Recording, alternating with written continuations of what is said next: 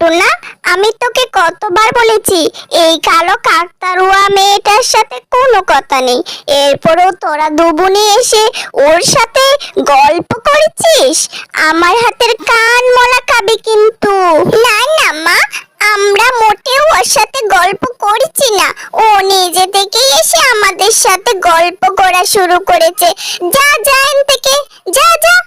এই টুনটুনি, তুই আর টোনা মিলেই তো খেলতে পারিস।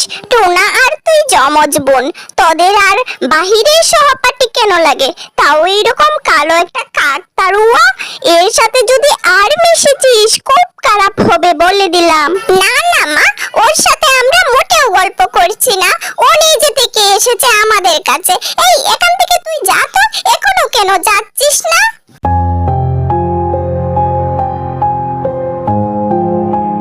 টুনটুনি টুনটুনি, আয় আমরা আয়নাপুরি যাই। আয়নাপুরি নাকি অনেক সুন্দর সুন্দর জায়গা আছে, চল চল। না না টুনা, না না টুনটুনি, তোমরা আয়নাপুরি যেও না। আয়নাপুরি অনেক বিপদ, ওখানে কেউ যায় না, তোমরা যেও না। এই কালিয়া, তুই আমাদের ব্যাপারে কেন কথা বলছিস? তোকে তো আমাদের মা বলেছে আমাদের সাথে না মিশতে, তাও কেন আসিস? আমরা যাব আয়নাপুরি, চল চল টুনা, এক্ষুনি চল। তুই আমাদের পিছু পিছু খবরদার আসবি না।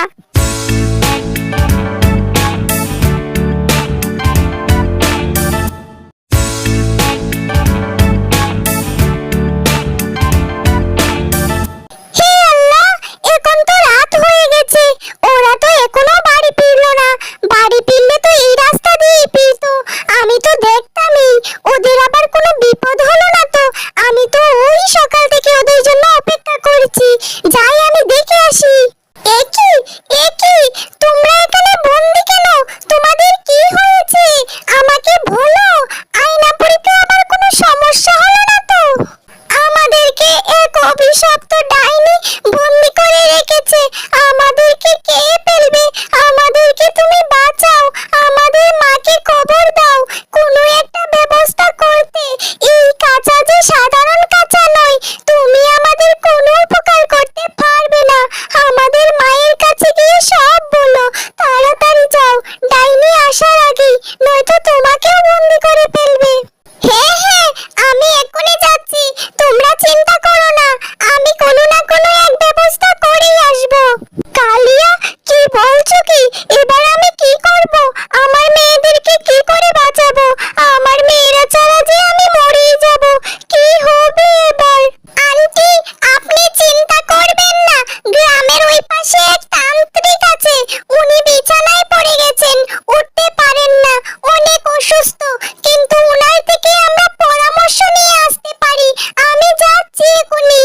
এরপর তান্ত্রিক তাদের পরামর্শ দিল ডাইনির অভিশপ্ত আয়নাঘর পুড়িয়ে দিতে, এবং তারাও ডাইনির অভিশপ্ত আয়নাঘরটি পুড়িয়ে দিল, এবং টুনা ও টুনটুনি দুজনেই মুক্তি পেল। আন্টি, আপনি আর কোনো চিন্তা করবেন না, টুনা আর টুনটুনি এক্ষুনি চলে আসবে। কালিয়া মা, আমাকে তুমি ক্ষমা করে দাও, আমি তোমাকে অনেক সময় অনেক বাজে কথা বলেছি। আজ তুমি আমার মেয়েদের জীবন বাঁচালে, আজ যে আমি বড়ই লজ্জিত।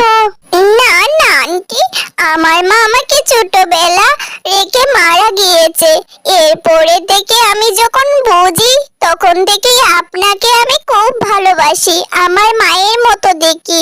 টুনি আর টুনটুনাকে আমি আমার বোন মনে করি, এই জন্যই তো ওরা আমার সাথে খারাপ ব্যবহার করলেও আমি সব সময় ওদের কাছে থাকি।